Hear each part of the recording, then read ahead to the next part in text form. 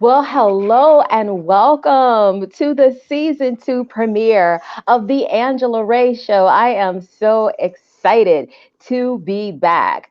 It is amazing. So much has happened since the last time we were all together in this platform. First of all, let me give a shout out to everyone who will be watching the broadcast tonight on the replay. Thank you so much for everyone who's checking us out on the replay. For those of you who will be joining live, on this Monday evening. If you are new to our space on social media and on the podcast sphere, let me tell you what we need you to do. Go ahead and share the broadcast, tag someone who may need a little bit of inspiration. And as I was saying, so much has happened since my last broadcast last in September.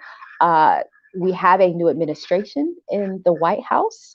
We now have a vaccine for the coronavirus, actually, more than one. I believe there are three or four that have been given emergency use approval. In addition to that, there is one less host on the talk show, The Talk. So, Cheryl, CBS, holla at your girl if y'all need somebody to fill that seat. But there are so many things that have happened over the last year since we saw the world pretty much shut down and trying now to get some normalcy back in our lives. So, normally every evening on the Angela Ray Show, I start the night off with our ray of motivation moment before we kick it to our guest for the evening. But this week, we're going to do something a little bit different. If you didn't know, I have an absolute love for poetry and performing spoken word. And April is National Poetry Month. So I thought it would be really neat instead of the ray of motivation moment for each night this week that we highlight an up and coming poet. And so tonight I have my very first poet who will be sharing some of her work before we bring on our featured guest. And her name is Audrey Newton. She's an up and coming author. She has been writing since she was 12 years old, and her goal is to inspire women of many backgrounds. With everything that she's been through, she enjoys just uplifting women and inspiring them, letting them know that there is hope. She believes that with God, all things are possible. And the church said, Amen. Thank you so much for being here tonight, Ardria. Thank you for having me. Hey, Cassandra. So, Audrey, there may be some guests. I should say, yes, some guests and some viewers who will be watching us live and commenting. Okay. Thank you so much, Cassandra, for being on the broadcast. I've missed you all so much. I cannot tell you how much I missed you all. So, Audrey, tell me how you got started writing poetry. Well, writing altogether, I started at age 12. Um, I can remember writing my first poem. It was called "Who Has the Key to My Heart." I don't know what I did with the poem because I was at the age of 12, but that's when I started writing poetry. But it wasn't nothing that I was thinking I was gonna, try to pursue up until I got in my adult ages. Um, and so I just started journaling, and I used to want to be a journalist, and that's how I began to write. But once I started doing poems, I just said, well, I want to inspire women. And a poem that I wrote, a young lady told me, she said, well, you should publish that poem. But still, yeah, I was like, nah, I don't think I'm going to publish that poem. But she said, well, it's really good. You need to publish it. So that's how I started, getting back into writing poetry. And, it's just soothing to me. So I want to be able to take what I've been through, even if it's just in a short story of a poem, and I could just, help other women and uplift them. Well, that is an amazing passion and purpose to pursue. So, go ahead and share something with us for tonight. Ladies and gentlemen, Audrey Newton. Okay. This poem that I wrote probably about 3 years ago for our Black History program. Something I was dealing with was low self-esteem, and a lot of times we find ourselves slave to something, whatever, even if it's an addiction or whatever. So low self-esteem had me bound for a long time. So I just wrote this for a Black History program, and it's called "My Blackest Confidence Enslaved to Low Self-Esteem," and it goes. My black is confidence. Never knew what it means. All because I was a slave to low self-esteem. Smiling on the outside, but yet crying on the inside. Feeling like the ugly duckling. Ashamed, not fitting in. Feeling unwanted, not having many friends. Just a scared and shy young girl, lost not knowing her way. She allowed herself to be intimidated by anything or anyone, waited to see brighter days. As I stood there looking in the mirror, not knowing what manner of a man I am, I had forgotten who God said that I am. My black is confident. Never knew what it means till I heard a small, sweet voice say, "You are beautiful because I created you and you are part of me." I grew up and became a woman, but low self esteem still followed enslaving me. I was still trapped and I couldn't get free. For so long, I was hiding and disguising my identity with a mask, still being enslaved not just because of my appearance, but insecurities. But low self esteem had me doubting my abilities, allowing man to dictate what I qualify for. Because of that, I felt broken and poor. But that voice, which was the voice of God, kept speaking to me, letting me know that I am worth more than what man takes me for. The more he spoke to me, the more I was able to show myself and unwrap my mask. My black is confident. I am the daughter of the king, and he shall supply all of my needs. No need for man's approval to tell me who I am, because I am nothing more or nothing less than who God said that I am. So finally, I could take off my disguise and mask, because in the glory of God, I am able to bask. As men think you need a degree for everything, but I do not need a PhD or a degree to meet my needs, because believing in anything I ask for in his name, I shall have whatever I decree. My black is confident, and I am the daughter of the king. I am beautiful, worth more than diamonds and pearls, and I am no longer that scared or shy young girl. I can now look in the mirror and tell the woman on the other side, my black is confident, and confidence is beautiful. My black is confident. Now that I know what it means, no longer am I ashamed of who I am. I am free and no longer enslaved to low self esteem. My black is confident. My black is. We saying that all day. Oh, awesome. That was Thank beautiful. you. That was so beautiful. Thank Um, you. and where did you get the inspiration from to come up with that? I know you said you had been going through some things, but I know for me as a writer, sometimes I may think about something and I put it aside, and then something happens and I literally have to stop what I'm doing and write or dictate. Sometimes I dictate the poetry until I can write it down. But what got you writing when you were? Well, as I said, I had went through a period of low self esteem. I was actually married at the time, and I was going through a period of being low self esteem. I didn't have no confidence. I felt ugly. And my husband told me one day. He said, a man don't like a woman that ain't got no confidence.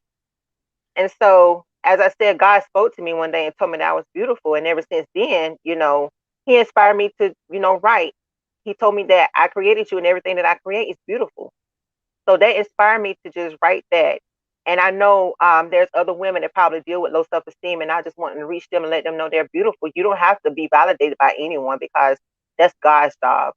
As long as you have confidence in knowing who you are, then all is good. That's the quote of the night. You don't have to be validated by anyone. That's God's job. All right, you have one more piece to share with us? Yes, just one more. Oh, okay.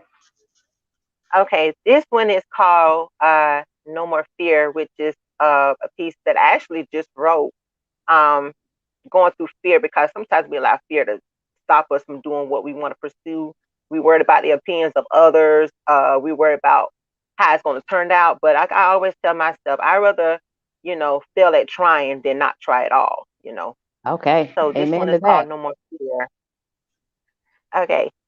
How dare you try to sabotage my destiny? How dare you try to ruin my integrity? You have no power or authority. Out of my life, I command you to flee. Fear, you have been weighing me down for too long. But it is time for me to stand up to you and be strong. You can no longer have my blessings, because now I will reap what God has for me by professing. According to 2 Timothy 1:7, God has not given us the spirit of fear. So no longer will I allow you to make me afraid or shed any more tears. Fear, I denounce you with the power of God in me. So now I am commanding you to leave. Your days of intimidating me are over. I am free, and my mind has become sober. I have so much in life I must accomplish and live for. And that means for you, fear, you are no more. And that's it. No more. All right. We just had Audria's Instagram scrolling at the bottom of the screen. Audria, thank you so much for being with us tonight.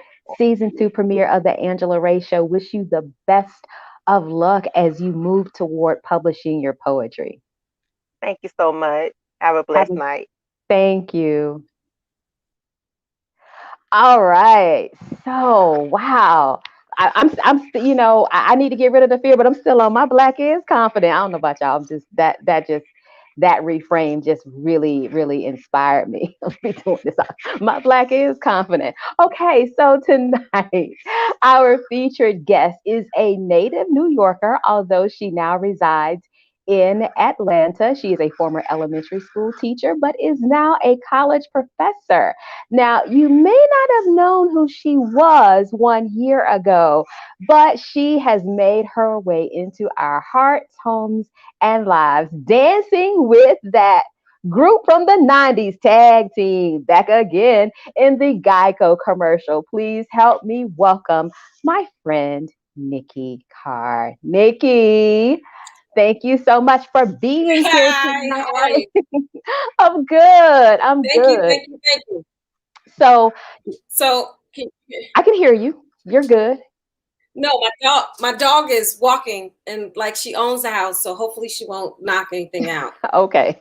We'll make sure that she stay down, stand down, stand down, stand down. So, Nicci, of course, we all know your face now because of the commercial, but you have had a great acting career before you landed that national commercial. Talk a little bit about your journey because I remember looking up and I didn't realize I was looking at you on an episode of Atlanta. I was like, wait a minute, that's Nicci. I hadn't even put the two and two together. Thank you, So sis. talk a little Yeah, bit because about your journey. we met at a SAG after event. So kudos SAG after Foundation. Thank you for coming to Atlanta. So I started out as a school teacher. Well, no, I mean I've done it. I've been like the family entertainer for so long. You know, it's always that one relative in the family that entertains everyone. And grew up playing the piano, the harp, singing. That was actually my first love. And it wasn't until maybe I got maybe into my second 12th grade. Yeah, second 12th grade. Life happens. We're here. And I heard that, but I was like, maybe she misspoke. no, it was a lot going on. But and maybe then I started getting active into like plays and just. I remember I had a teacher that had us read Invictus in class, and I'm sorry, Invictus and but Scout. What's the book? To Kill a Mockingbird. Okay. And her name was Miss Lillian Carter, and she had me read in front of the class, and I was like a narrator, so I was doing different voices, and just doing different voices, varying from the different characters. And so maybe a year or so later, I get back into school and I think about going to college. I wasn't thinking about going to college actually, and I had a high school counselor was like, "Yo, Nicci, you need to think about what you're going to do." Because I was like, "I'm going back to New York. I'm gonna work Port Authority during the day and Broadway at night." He's like, "Nah, I'm not killing your dreams, but here's a college application. You might want to think about it." And I had like a thank you, Lottie GPA. I think I graduated with like a 1 point something and some change. It was bad. I barely got out that joint. And so not so good, Lordy, but thank you, Lordy. Okay. not so much. No, just thank you, Lottie. And I got out and I ended up applying. I got accepted. 4 years later, I got a degree in poli-sci. But during that time, I was doing things on campus. One of the greatest HBCUs ever in Lawrenceville, Virginia. And still singing was my first love. And it wasn't until maybe my sophomore year, I was like, I think I want to change my major to drama. Don't know why, because it just was in me. And so my mother was like, no, you're not changing major. If you change your major, I don't care if you get your degree in dog catching, you're going to finish it for you. So, you know, over the time when I graduated, I started doing community theater in Richmond, Virginia. And I don't know, I just fell in love. And then when it came to teaching, I used that talent to keep my children, keep their attention, just doing any and everything. And then one day I just did an improv set, which I didn't know was a monologue. And just got on stage and started talking like I was from London, England. And the children started turning around and was looking like, what is Miss Jameson doing? And then it's like, it's a story about two little girls. So almost 17 years later on it. Wow, that is an Went out. amazing story. Did I go out or did you go out? It went like, but you're good. We're here. We're back. Okay. All right. So question for you. We talked about the Geico commercial, but recently you were also on National Geographic in their series Genius about Aretha Franklin with Cynthia Erivo in the title role. Talk about that experience. That it was shot on Tyler Perry Studios, live, and it was here in Atlanta. I shot it on Valentine's Day, so I was doing my first love, loving on myself, doing what I love. And it was a flashback scene of Cynthia Erivo wasn't in it, but it was wonderful working with the cast. Anthony Smith, I forgot his first name. His last name was High. And everyone was very comfortable, and it was cold that night. You know, we just had a blast. And I treated that one line like it was an Oscar-winning performance. I was like, yes. I acted like I was getting my Oscar statue with that one line, honey. Even if it's just one line, treat it like it's 1,000 lines. So it was amazing. And being directed by Billy Woodruff, who is notable for music videos and doing Beauty Shop and Honey, he just knows the heartbeat of the culture to celebrate Black people. So Billy did amazing. So it was really good. Now, of course, though, you know, I mentioned that you were also on the show Atlanta, which is finally getting back into production. You know, Donald Glover was so busy with the success of the television show that he and so many of the other stars, they were doing other projects, but they're going to start back shooting that really soon. So can't wait to see new episodes. Mm-hmm. But it is your role in this brilliantly cast commercial for Geico with Tag Team. And so there's a generation of us, I do know that there are probably some younger people who may not, you know, appreciate Tag Team the way that those of us who know where we were the first time we heard that song and how we might have dropped it, dipped a little bit, you know what I'm saying?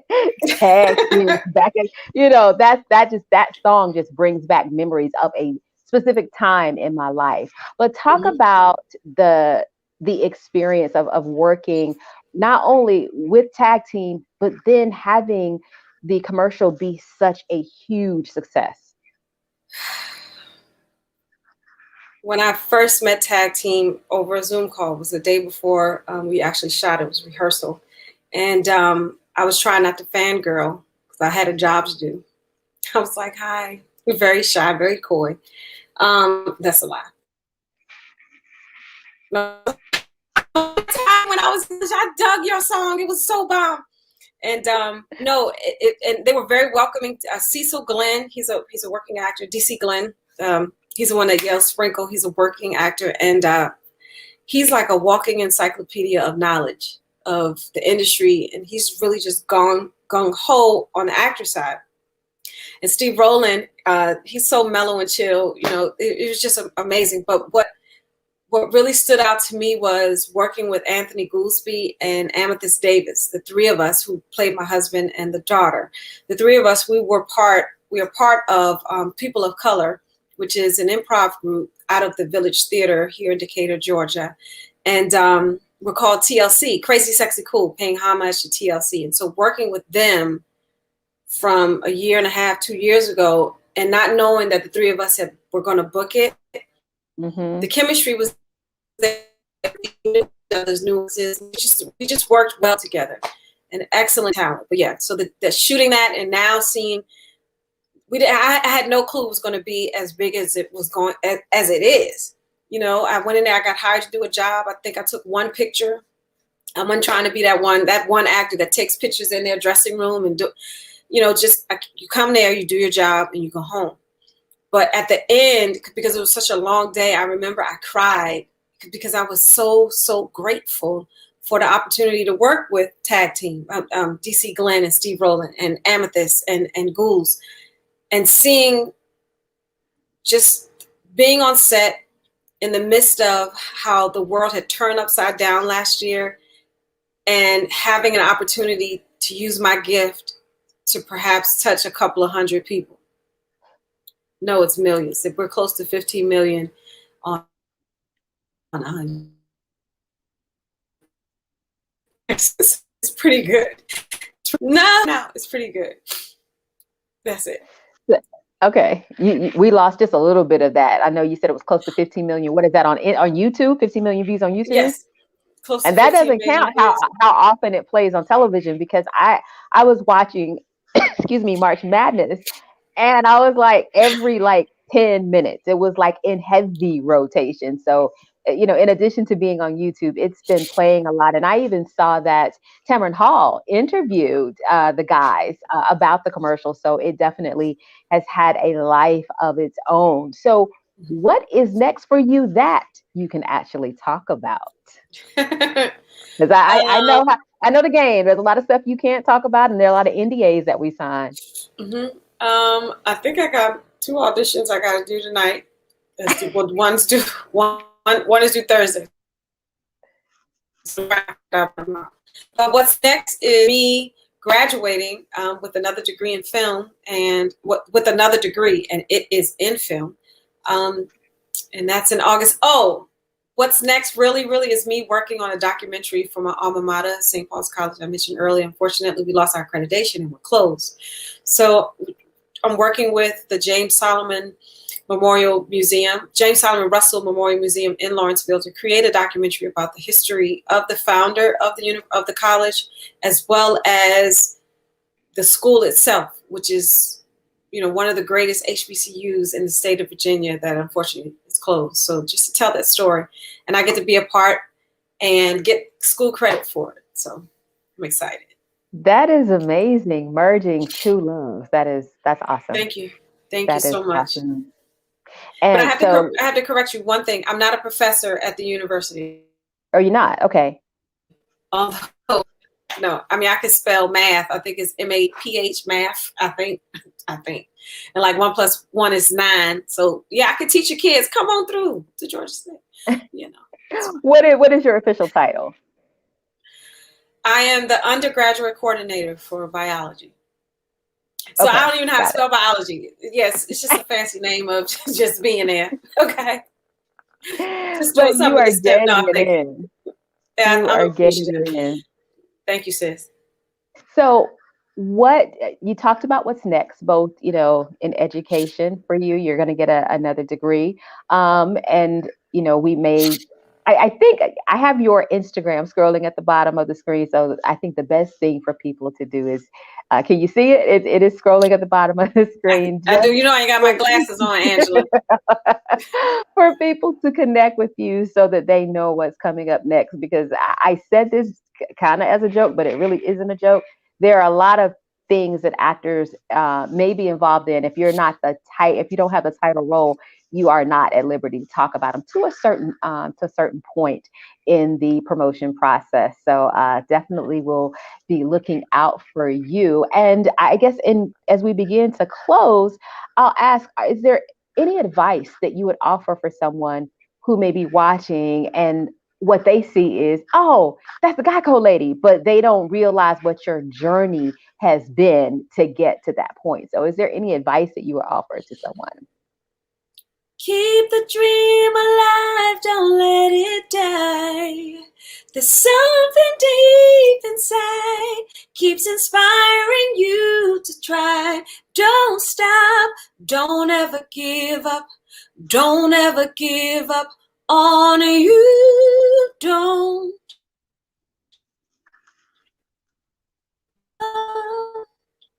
That's it. Oh no. You're like literally that was perfect. And then at the end, your connection with said don't. And I was like, girl, I was conducted. And you got stuck a little bit, but it's okay. That was absolutely beautiful. Okay. We had Don't poetry give tonight. up. There we go. We had singing tonight, and I wasn't even expecting all of that. Oh man. Oh my goodness. Oh my goodness. Any final words for you? That was, a piece of advice, but is there anything else that you would like to share? We do have your Instagram scrolling at the bottom of the screen. Anything else that you would like to share that you want the viewers to know?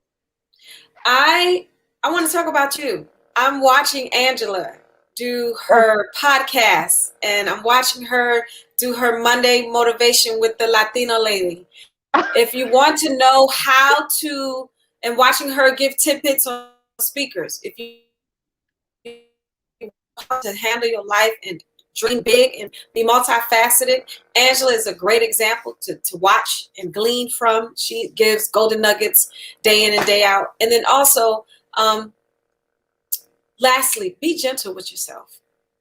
Be gentle with yourself. If it doesn't work out the first time or the 100th time, it's okay. It's okay, right? Just be gentle with yourself. My boss would tell me that.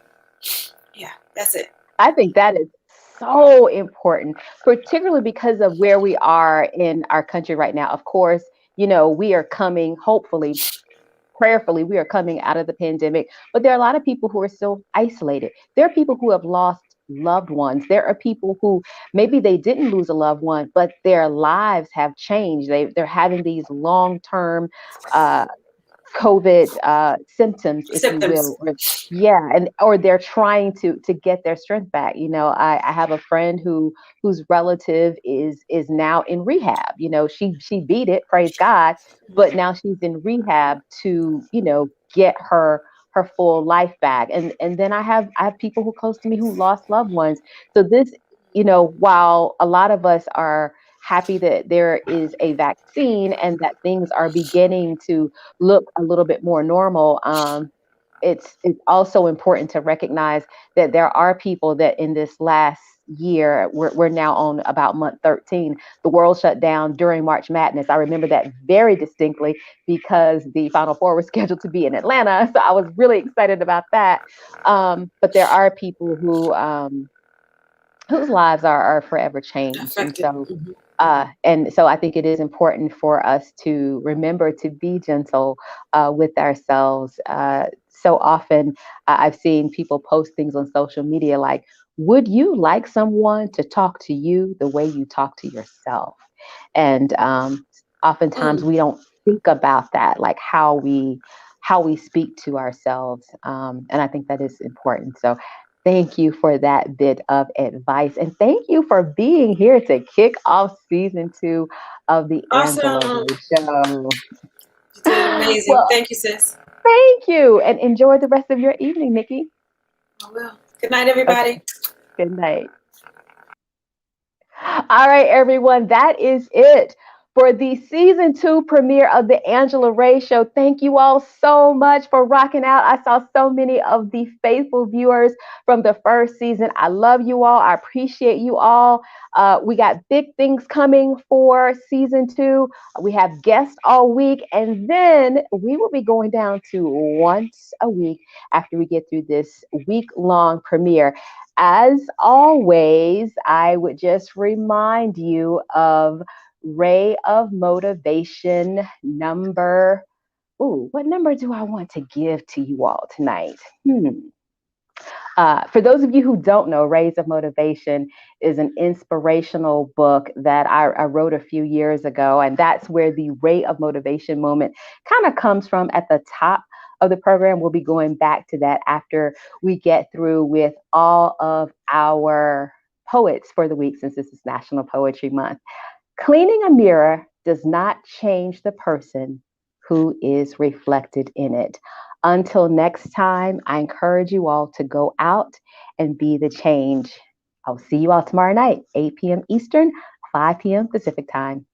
Enjoy the rest of your evening.